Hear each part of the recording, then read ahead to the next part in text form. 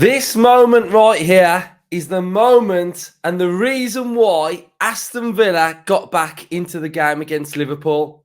Up the Villa.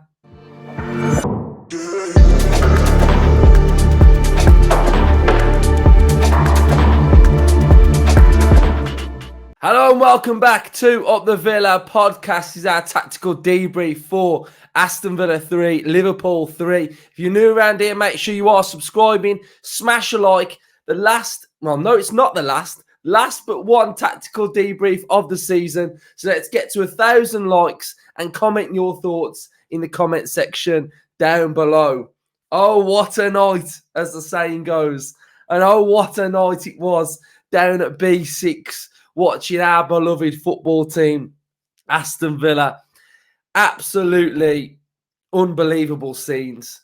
Unbelievable scenes. And a night that will live long in the memory and a night that we will remember for a long time because it was a big comeback against Liverpool, a big club, a team that we normally lose against. And you know, that performance epitomises everything that we've done this season under Unai Emery. It was first class, the performance. It had everything. You know, we were so unlucky not to win the game. Yes, poor defending meant that we were losing the game for long periods of it, but the way we played, some players stood up and did exactly what I wanted them to do. You know, I did a little TikTok and a YouTube short yesterday morning saying I want a player to, you know, stand up and be counted and get us over the line. And I think some of those players did that for me. And, you know, I'm just buzzing with the point. I'm buzzing that we got the point and we added pressure then, you know, onto Spurs and took away the Spurs draw. So, you know, we've partly done our side of things as well. And yeah, it's going to be interesting when we watch that game later on. And yeah, very, very interesting. So we'll get into it. We're going to go to, we're going to have a look at it tactically. We're going to have a look at the average positions. We'll have a look at the big numbers and we'll have a look at some of the still images from the game. But yeah, I'd love to get your thoughts on what you thought of it. And fan cams in the rain wasn't too great, but a lot of you turned up to come on. So fair play to you all as well. I just want to shout out you guys that have been coming on the fan cams as well. You know who you are. You've been absolutely amazing. So just thanks all the support on that. So let's get stuck into it then. Let's go to SofaScore and let's have a look at the momentum bar and the tail of the game, etc. So momentum bar, pretty decent, pretty split, pretty Liverpool, Villa, Liverpool, Villa, Liverpool, Villa, Liverpool. Callum Chambers comes on. Changes the game. There we go. Right. So, yeah, some good spells from Villa. Ended the first half very well. And then we sort of had that middle part in the second half where we really grasped and got that momentum, didn't we? If we have a look at some of the, you know, the numbers, and these are the SofaScore numbers. So these go based off stats as well. So you can always do your eye test and then you can always back it up with stats. The eye test would tell me that Villa's man of the match was Moussa Diaby. I think he was absolutely electric. I think he was fantastic. He had some big chances. He got in great areas. He was a massive threat against Liverpool. He was just splitting their defence, dragging them everywhere. He had a real good game, Diaby. The only thing that let him down was a bit of composure, but you know, it was a fantastic performance from him. I thought like Bailey was absolutely sensational as well. His trickery, his guile, the ball stuck to his feet. He was absolutely fantastic. Tielemans comes back in and adds more composure to our midfield. And then McGinn as well was absolutely fantastic. Yeah, unfortunately, it doesn't have the ref on here. So for Liverpool, the ref hasn't got a rating either, which is a bit... If they could have put the ref in black like Alisson, you know, I think the ref would probably have been man of the match on both sides, because why do we keep getting these refs that just don't work out for Villa? And I don't want to be this Villa fan that just comes on and blames refs, but last night's performance, I couldn't get my head around it, because what big teams do, they play tactical fouls, the big teams do. So if you're on a break and you're about to break, they will play that tactical foul and give you a little foul or a little tug or a little clip, and your move breaks down. All of the top sides do it, and Liverpool were doing that in abundance yesterday. There was a reluctance to show any yellow card, and it was just really, really frustrating. So, yeah, I think that didn't help Villa's game. Every time we were about to break, there would be a little pull or a little foul, and it would just stop our momentum. And I think that's so frustrating as a Villa fan to watch those things that are happening. And yeah, just that reluctance to show a card to a Liverpool player. There was numerous times where one of those players could have got a yellow and they didn't, and it was just, yeah, really, really frustrating. So we'll have a look at the average positions then. So the average positions from a Villa point of view, you can see it's pretty much what we'd expect if you were to draw Villa's formation out. You've got Konsa, who's not venturing too far above the halfway line. We've got Yuri Tielemans in that screening role, screening that back three. We've then got width on that left-hand side with Luca Dean. You double pivot, you're making that up with Douglas Luiz and John McGinn inside there as well. So that's sort of McGinn coming a little bit more central was aiding and helping against the Liverpool three. So we weren't outnumbered in there. So I think that's why we probably saw John McGinn a little bit more narrower. But then you can kind of see that we've actually mirrored Liverpool's formation a little bit as well. You know, our average positions are in a 4-3-3, the formation that Liverpool play. And then you've got Bailey out wide, Moussa Diaby, and then Ollie Watkins as well. So, you know, Villa's formation does exactly what Unai would have wanted it to do. And then we've got Liverpool's formation here as well. So we've got the three in the middle. You've got Trent going in that middle area as well. And then you've got a front three from Liverpool with Cody Gakpo, Luis Diaz, and Mo Salah as well. And then you've got Harvey Elliott nipping in and around there as well. But we did exploit this formation. We did exploit it. We were able to exploit it when they leave the two at the back. We see teams like Arsenal, Man City going with that two at the back when they're in possession.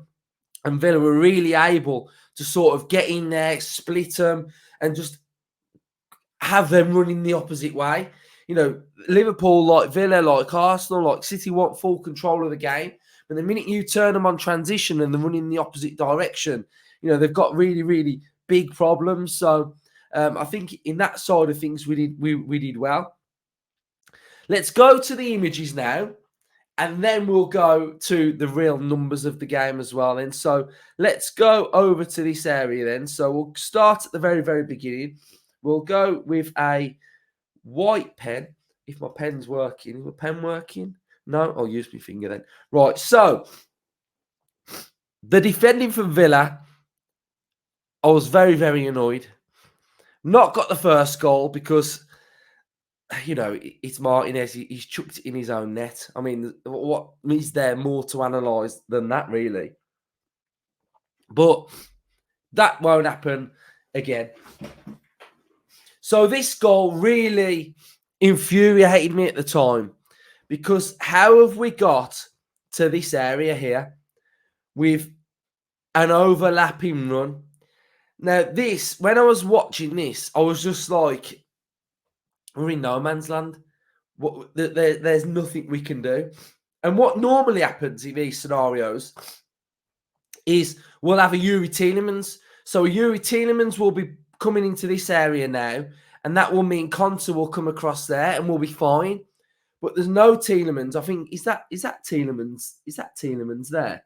So that might be Tielemans there. But we're in no man's land here. Either we have Tielemans or Bailey would be coming back, but Bailey's tracking back here. And it's just a bad scenario to be in, because there's an overlapping runner and there's nothing Konsa can do. Konsa can't come across, because if Konsa goes across, then Diaz has got a free run into the box. So here we were just in literally no man's land. The ball gets to that area, and look, head up, cross it, back post.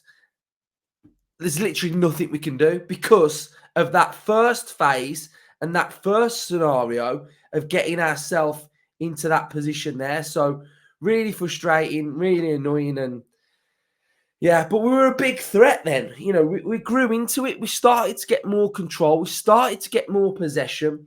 We got a beautiful ball here that went through to Moussa Diaby. You know, what a ball that is. Absolutely brilliant. His touch was brilliant, and it was just the finish that was lacking a little bit from Diaby there. And then we get our goal. You know, brilliant work from Ollie Watkins to get to the byline and pick out that spare man of Yuri Tielemans, and a great finish, an absolutely brilliant finish. And fair play to Ollie Watkins. That's another assist for Watkins. Next up, we've then got this one. Oh no, how on earth did this not go in? How on earth did this not go in? Queuing up at the back post. Carlos couldn't get there, took it away from Watkins. And you started to think, it's not going to be our night. But we were getting in those good areas, weren't we? And I was thinking, you know, I'll tell you what I was thinking. I'll tell you what I was thinking in a minute.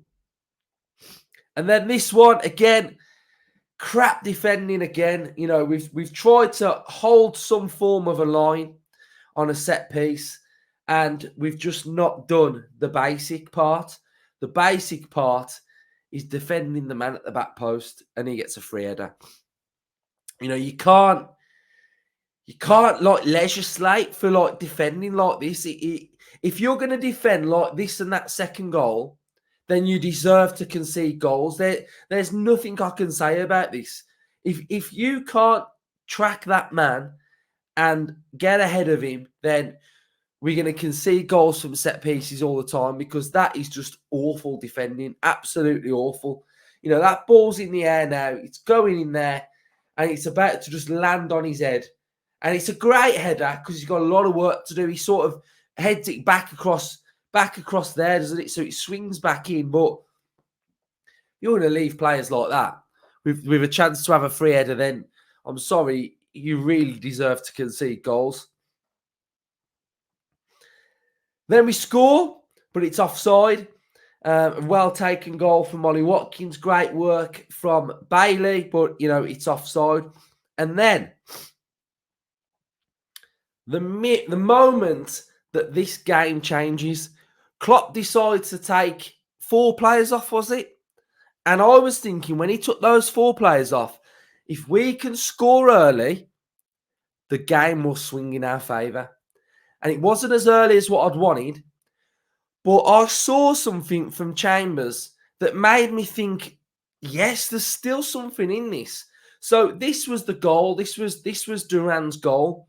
But there was a moment a couple of minutes before this where we were on the left-hand side, and Chambers was just like a man possessed. He was going in for tackles. He was pressuring. We were winning the ball. We were aggressive.